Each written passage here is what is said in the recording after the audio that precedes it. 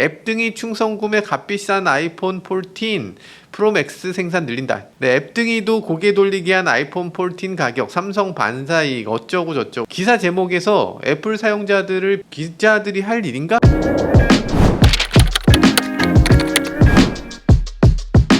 네, 안녕하세요. 김한영입니다. 저 유명한 앱 등이라서 이런 거 관심이 많은데 여러분들 아이폰에 대해서 관심 없으시죠? 아마도 오늘 영상 조회수별로 안 나오겠지만 이번에 새로 나온 아이폰 14 이거 어떤 제품인지 한번 말씀드려 볼게요. 저처럼 영상 많이 찍는 사람들한테는 아주 필요한 이유, 그리고 저같이 자동차를 심각하게 타는 사람들한테 왜 또 필요한가, 그리고 애플워치 울트라, 에어팟 프로 2 이것도 함께 얘기해 보겠습니다.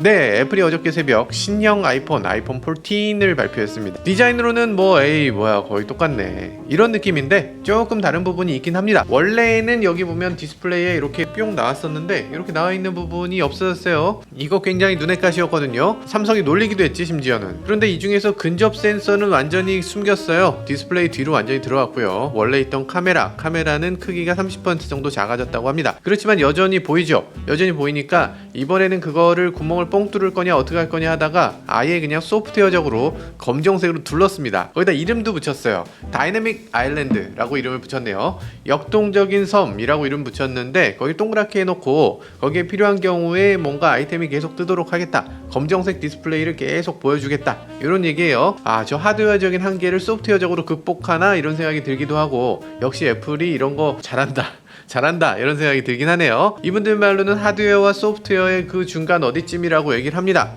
요 생각을 왜 못했나 싶어요. 이게 또 인터랙티브 창이어서 이 인터랙티브 창에 경고창이나 정보 같은 게 막 이렇게 뜬다고 해요. 팝업으로 뜨고 거기 누르면 커지기도 하고 여러가지 유체처럼 움직이면서 알아서 변형되기도 하고, 일단 아이디어는 좋습니다. 감출 수 없는 부분을 제대로 감추면서 기능적으로도 만들었다는 점이니까요. 그리고 여기서 기능들을 사용할 때 오디오 플레이를 하다가 이런 걸 위로 쭉 올리게 되면 오디오 리모컨처럼 위쪽에 남게 돼요. 그래서 볼륨 조절이라든지 공 넘기기 이런 것들을 할 수 있으니까 아주 유용하기도 합니다. 게다가 이게 오디오를 들으면서 내비게이션도 쓸 수 있다 이러면서 이 두 가지 중요한 것들을 한꺼번에 보여주기도 하는데요. 이런 기능들을 보면 르노 삼성의 최근에 XM3에 들어있는 내비게이션 상단에 있는 팝업 같은 그런 느낌하고 아주 비슷합니다. 르노 베꼈네. 약간 그런 느낌이 들고요. 그리고 Always On Display라고 있는데요. Always On Display 다 아시죠? AOD라고 흔히 얘기하죠. 잠겨있을 때 평소에 이렇게 까맣잖아요. 그런데 이게 이렇게 까맣지 않다는 거죠. 평소에 배경화면을 아스라이 띄워놓을 수 있는 거예요. 전기 많이 먹지 않겠냐 이런 생각이 들 텐데 보통 지금까지는 30Hz에서 120Hz까지 이렇게 유동적으로 이렇게 바꿀 수 있었어요. 그러니까 화면을 몇 번이나 리프레시 할 거냐, 이걸 리프레시를 적게 하면 할수록 전기를 적게 먹겠죠. 근데 이번에 아이폰 14 같은 경우는 화면을 1Hz까지 낮출 수 있습니다. 1초에 한 번씩만 리프레시 한다는 거예요. 헤르츠를 계속 낮추게 되면 전기를 굉장히 적게 먹게 할 수 있고요. 그리고 밝기도 어두워지기 때문에 사실 그렇게까지 전기를 많이 쓰지는 않는다고 합니다. 쓰긴 쓰겠지. 그래도 애플 워치나 이런 것들 보면 Always On 디스플레이를 이미 쓰고 있거든요. 그런데도 전기를 그다지 많이 먹지 않는 걸 생각해보면 괜찮을 것 같아요. 사실 삼성이 오히려 Always On 디스플레이는 먼저 했죠. 그런 것들 생각해보면 그렇게까지 불편하지 않았던 거, 그리고 전기를 그렇게 광탈하지 않는다는 거, 그런 것들도 있기 때문에 이번 아이폰 14의 Always On 디스플레이도 기대해보게 됩니다. 카메라를 보죠. 카메라가 많이 바뀌었어요. 카메라 보면요, 이 뒷부분의 모양이 너무 많이 튀어나온 거 아닌가 싶긴 해요. 근데 기능은 엄청 좋아졌죠. 특히 이 메인 카메라가 엄청 좋아졌어요. 화소수가 기존엔 1200만이었는데 무려 4800만 화소로 늘었습니다. 4배 늘어났죠. 그러면 실제로 4배 늘어난 거냐? 그건 아니고요. 쿼드 픽셀 센서라고 사용하고 있습니다. 그러니까 원래 우리가 쿼드 픽셀이라고 하면 캐논에서 초점 맞추는 기술이에요. 픽셀의 방향성을 이렇게 4방향성으로 다 다르게 해서 그래서 초점을 빠르게 잡을 수 있는 그런 기술을 말하는 건데, 이번엔 그게 아니고요. 이 4개의 화소를 합쳐서 하나로 쓴다, 이런 뜻으로 쓰고 있어요. 그러니까 빛이 4배로 들어오게 그런 효과를 줄 수 있다라는 건데요. 4배라고 얘기하는 얘기는 4800만 화소 정보 4개를 줄여서 하나로 쓴다는 얘기니까 4800만 화소지만 실제로는 기존과 똑같은 1200만 화소로 저장한다는 거죠. 용량도 그래서 더 늘어나지 않습니다. 반면에 이 프로 로우라는 기능이 있는데, 프로 로우 기능으로 저장을 하게 되면 4800만 화소를 다 그대로 저장을 할 수 있다고 해요. 그래서 지금 일반적인 경우는 화소는 똑같이 1200만 화소지만 실제로 작동되는 화소만 4배로 늘어났다, 이렇게 볼 수 있어요. 그래서 지금 보면 렌즈가 3개잖아요. 렌즈가 3개인데 그 중에서 하나, 이 메인 카메라는 이 4800만 화소 센서를 갖고서 전체를 써서 24mm 기존에 있던 화각을 그대로 사용하고 있고요. 그래서 이렇게 1배 이렇게 만들어내고 있고, 이걸 이 화소의 가운데 부분만 써서, 그래서 이걸 절반으로 써서 48mm 이게 2배 망원을 만들기도 합니다. 그러니까 이렇게 해도 4분의 1 화소만 쓰니까 1200만 화소가 되고요. 이걸 절반으로 줄여도 1200만 화소가 되죠. 위아래 다 줄어드니까 4분의 1이 됩니다. 4분의 1 픽셀을 사용하게 되면, 이렇게 크롭을 하게 되면 쿼드 픽셀이 아니라 그냥 있는 픽셀 그대로 쓰게 된다는 거죠. 그러니까 화질은 조금 떨어질 수 있지만 어쨌든 화소는 같기 때문에 큰 차이가 없다라는 게 애플의 설명입니다. 그래서 또 별도로 있는 렌즈들을 보면요, 렌즈가 지금 3개가 있다고 했잖아요. 하나의 렌즈가 이렇게 2개의 화각을 갖게 되고요. 별도의 렌즈가 2개 있죠. 망원 렌즈, 광각 렌즈 있는데 이 2개의 렌즈는 원래부터 12메가픽셀 1200만 화소를 쓰고 있습니다. 기존 카메라하고 같은 수준이죠. 그래서 지금 렌즈 3개를 갖고서 4개의 화각을 쓴다, 그게 이런 의미예요. 그러면 렌즈가 정말 좋아졌냐? 메인 렌즈의 밝기가 1.78로 굉장히 줄어들긴 했어요. 그런데 이거는 센서의 크기에 따라서 F값이 달라지기 때문에 이 F값을 갖고 다른 카메라하고 비교할 수는 없습니다. 비교를 하시면 안 돼요. 센서의 경우는 많이 달라졌는데요. 센서 크기를 보면요, 삼성 갤럭시 S 시리즈가 1.33분의 1인치를 쓰고 있는데요, 아이폰 14 같은 경우는 1.28분의 1인치를 쓰고 있어요. 그러니까 실제로 사이즈가 조금 더 큰 거죠. 화소는 삼성이 1억 픽셀이 넘기 때문에 엄청나게 높긴 한데 아이폰의 센서 크기가 더 크기 때문에 이 야간이나 어두운 곳에서 화질이 좀 더 좋을 것 같습니다. 그리고 요즘 기계식 손떨림 방지 같은 경우에 센서 시프트를 사용하고 있는데 이렇게 큰데도 센서 시프트를 지원을 할 수 있구나 라는 게 굉장히 좀 놀랍기도 합니다. 그리고 플래시 기능이 좀 달라졌어요. 플래시 기능이 달라져서 광각에서 찍느냐 망원을 찍느냐 이런 것들에 따라서 이 켜지는 형태가 달라집니다. 그래서 플래시가 더 균일하게 빛이 퍼진다고 하고요, 더 멀리 집중해서 퍼질 수도 있다고 합니다.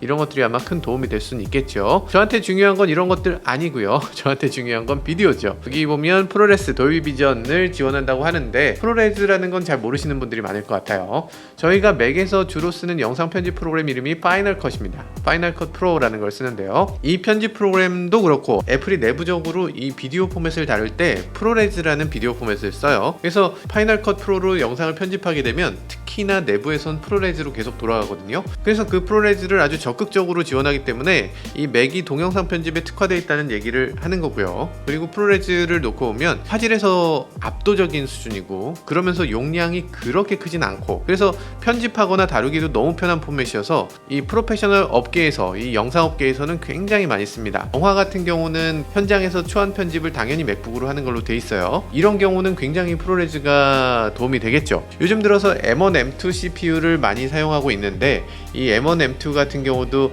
인기 끄는 여러 이유가 있겠지만 그 중에서 굉장히 중요한 이유가 프로레스 가속 기능이 내장되어 있다는 거예요. 그래서 칩이 기본적으로 프로레스를 가속해주기 때문에 편집이라든지 렌더링이라든지 이런 걸 할 때 기존 CPU하고 엄청난 격차를 보여주는, 실제로 영상을 프로레스로 안 하는 경우, 예를 들어서 뭐 파이널 컷이 아니라 어도비 프리미어 같은 걸 쓴다, 그러면 그다지 가속 효과가 없기 때문에 파이널 컷을 사용하는 경우에 최적화되어 있다. 그러니까 이게 애플이 생태계를 아주 무섭게 만들어 놓은 거예요. 비디오 포맷을 자기가 만들었어. CPU에서 그걸 가속해줘. 소프트웨어도 파이널 컷도 자기가 만들었어. 게다가 이 카메라까지, 폰까지 프로레스로 찍게 만들었으니까 이 전체가 하나의 생태계가 되면서 정말 이 생태계를 벗어나지 못하게 하는 이런 아주 무시무시한 짓을 하고 있습니다. 자, 그래서 왜 프로페셔널 영상 편집자들이 이렇게 아이폰에 관심을 갖게 되는지 이런 거 아시겠죠? 자, 액션 모드가 있는데요, 액션 모드도 굉장히 뛰어납니다. 지금 보면은 이 영상에서 보면 실제로 어떤지 모르겠지만 이분은 뛰면서 찍고 있잖아요. 근데 뛰고 있다는 사실을 전혀 모를 정도로 지금 잘 찍혀요. 짐벌로 찍은 것처럼 찍힌다, 이렇게 얘기를 합니다. 사실 이전에도 아이폰 같으면 꽤 안정적이었어요. 근데 이게 한층 더 업그레이드 된 거죠. 야, 오즈모는 어떡하냐? 오즈모 단종해야 되나? 어쨌든 이게 지금 고프로나 DJI가 짐벌 필요 없는 안정적인 촬영 이런 것들을 열심히 밀고 있는데 아이폰이 이렇게까지 나와버리면 이 관련 업체들이 다 어쩌나 싶기도 합니다. 그렇지만 액션 모드를 하게 되면 주변을 왕창 크롭하거든요. 그래서 가운데를 사용하는 거기 때문에 이 화각이 상당히 줄어들게 돼요. 그런 건 감안하셔야 됩니다. 그리고 이 애플에서 하는 얘기는 일반 카메라로는 도저히 할 수 없는 앵글을 아이폰으로는 할 수 있다.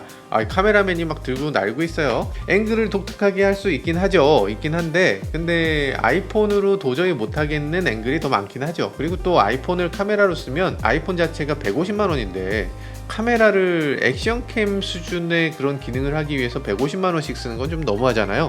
고프로가 45만 원이면 사는데 그런 것들 생각해보면 액션캠을 대체하기는 조금 모르겠습니다. 이 아이폰의 카메라가 어떻게 될지는 좀 더 지켜봐야 될 것 같네요. 자, 위급 상황에 대해서도 얘기를 합니다. 인공위성을 위해서 응급신호를 보낼 수 있다고 해요. 인공위성에 정확하게 가리켜서 쏴야 된다고 하는데 인공위성 위치를 이렇게 애니메이션으로 보여준다고 합니다. 와이파이나 휴대폰 신호가 없어도 이걸로 SOS를 보낼 수 있다고 하는데 흥미롭긴 합니다만 이 아이폰이 이게 배터리가 그렇게 오래 갈까? 조난됐는데 아이폰은 살아있어? 어쨌든 정확하게 그 위성의 위치를 알기 위해서 애니메이션을 보여주고요. 위성한테 이렇게 딱 가리킨 다음에 쏘면 된다고 해요. 아직 서비스는 안 된다고 하고요. 우리나라에서도 그럼 유용하게 쓸 수 있을까? 이건 잘 모르겠어요. 왜냐하면 우리나라는 휴대폰 터지지 않는 곳이 거의 없죠. 그렇지만 산에 가면 여전히 안테나 뜨지 않는 곳이 꽤 있어요. 그래서 쓸모가 있을 수도 있겠다 싶기도 하고요. 근데 우리나라는 지금까지는 애플에서 위치 공유를 할 수 없기 때문에 안 될 것 같기도 합니다. 우리나라 법규가 이 상세 지도를 미국에 있는 서버로 보내는 걸 막고 있기 때문인데요. 국내에서도 이런 법규 조금만 해소해서 위치 공유 기능을 좀 쓸 수 있게 해주면 참 좋을 것 같습니다. 지금 아이폰 잃어버려도 찾을 수가 없잖아요. 이게 대체 누굴 위한 규제인가 싶어요. 자, 그리고 드디어 나옵니다. 드디어 제가 아이폰을 사야 되는 이유. 애플은 얘기를 합니다. 이 기능은 절대 사용하지 않았으면 하는 기능이라고 하면서 설명하는데요. 자동차가 사고가 나면 G센서로 사고를 바로 인식한다고 합니다. 그래서 자동으로 긴급 서비스로 연결된다고 하네요. 요거 굉장히 땡기는데 사실 요즘 현대기아차 같은 경우는 이 기능이 이미 내장돼 있습니다. 에어백하고 연동이 돼 있어요. 사고가 딱 나면 바로 차에 있는 LTE망으로 콜센터로 전화가 가고요. 콜센터에서 전화를 해줍니다. 서로 통화를 할 수 있어요.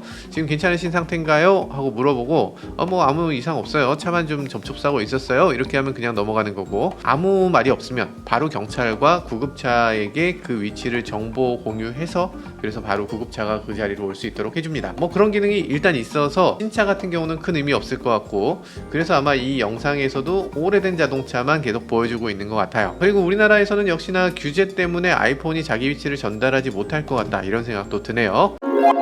자, 이번엔 애플워치 울트라를 한번 보죠. 울트라, 왜 울트라냐? 울트라란 표현이 좀 그렇잖아요. 애플워치 플러스, 애플워치 액션 이런 게 아니라 울트라 리스크 아니고요.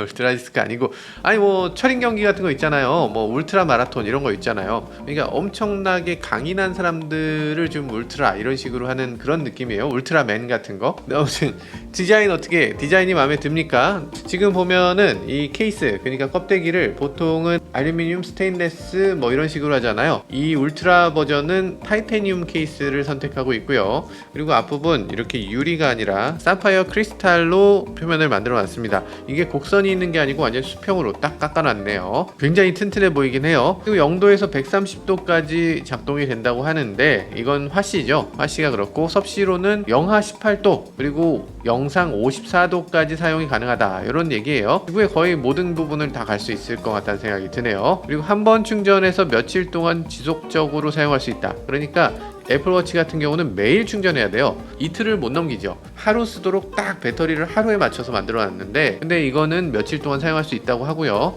며칠인지는 구체적으로 말하진 않았어요. 그리고 듀얼 주파수 GPS를 갖고 있어서 기존에 있던 시계나 폰보다 훨씬 더 정밀한 위치를 측정할 수 있다고 합니다. 나침판에 보면은 현재 위치를 찍고 이동한 거리를 이렇게 기록해서 보여주고 되돌아갈 수 있는 기능을 제공한다고 하네요. 이게 홈로에선 굉장히 유용할 것 같긴 한데 거기다가 나이트 모드를 지원한다고 합니다. 밤에 이제 별자리를 보면서 이동할 때 이렇게 시계를 보다가 별자리를 보면 하나도 안 보이겠죠. 눈이 적응할 때 눈이 적응할 수 있도록 하는 그런 이 밝기를 낮춰주는 나이트 모드를 지원한다고 하고요. 그리고 버튼이 하나가 추가됐어요. 액션 버튼이 있어서 이 액션 버튼은 굉장히 크네요. 이 버튼이 너무 작으니까 장갑 낀 손으로 누르기 힘들 수도 있잖아요. 이제 장갑 낀 손으로도 누르기 쉽도록 하는 큰 버튼을 여기다 마련해 놓고 있습니다. 겨울철에 스키 탄다거나 이럴 때도 굉장히 유용할 것 같아요. 장갑 낀 상태에서 영상에서 그럼 액션 버튼은 뭐에 쓰느냐? 뭐 목적지 검색한다든지 뭐 아니면 뭐 여러 가지 기능을 여기다 어사인할 수 있다고 해요. 그리고 다이브 기능을 지원하네요. 스쿠바 다이버들한테 이 다이브 시계는 꼭 필요하죠. 이 기능으로 놓고 보면 수중에 얼마나 깊이 들어갔는지 깊이를 보여주고요, 수온 보여주고요, 잠수 시간도 보여주네요. 잠수할 때는 시계가 꼭 필요해요. 아시겠지만 이 공기통에 공기가 얼마나 남아있는지 이걸 항상 봐야 되거든요. 그래서 잠수 시계가 없이 잠수하는 건 상상하기 힘들어요. 그래서 다이브 시계 시장이 꽤 큽니다.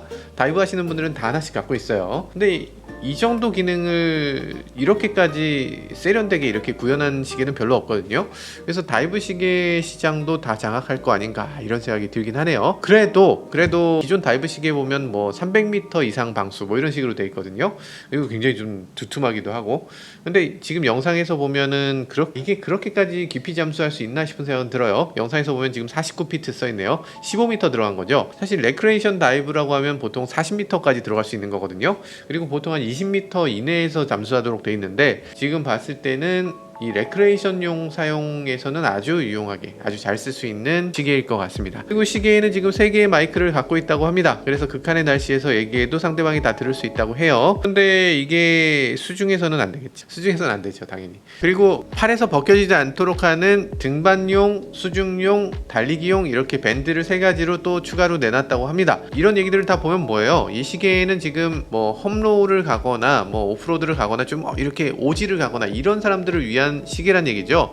일상적인 도시 사용자, 우리 같은 사람을 위한 건 확실히 아니죠. 그런데 우리가 보면 이 롤렉스 같은 시계를 봐도 인기 있는 이런 시계들, 이 서브마리너 잠수부용 시계잖아요. 잠수 시계인데 정장 입는 사람들한테 아주 인기가 있어요. 도심에서 있는 분들한테 정말 최고 인기 있는 게 서브마리너잖아. 이런 것처럼 약간 좀 터프한 시계, 이렇게 좀 독특한 시계, 그런 시계들이 굉장히 인기를 끌고 있어서 아마도 이 울트라도 꽤 인기를 끌 것 같습니다. 애플이 이렇게 워치를 열심히 내놓는 이유가 있습니다. 지금 시계 브랜드 전체를 합친 것보다 애플워치가 훨씬 더 많이 팔린다고 하죠. 그리고 또 미국에서는 이 애플워치를 여러 가지 용도로 쓴다고 해요. 특히 애들한테 스마트폰은 사주지 않는데 애플워치는 채워준다고 합니다. 왜냐하면 이게 가족 공유를 통해서 애들을 여기다 연결시키면 별도의 LTE망을 가입하지 않아도 어른의 요금으로 애들한테 쉐어를 해줄 수 있고, 그리고 간단한 문자 기능 뭐 이런 것들 주고받을 수 있고, 통화 이렇게 음성으로 통화할 수 있죠. 통화 기능 간단하게 제공하고, SOS 기능 제공하고, 위치 추적도 가능하다고 해요, 가족끼리는. 그래서 이게 어린이들한테 반드시 채워줘야 되는 물건이 돼서 아주 많이 팔린다고 합니다.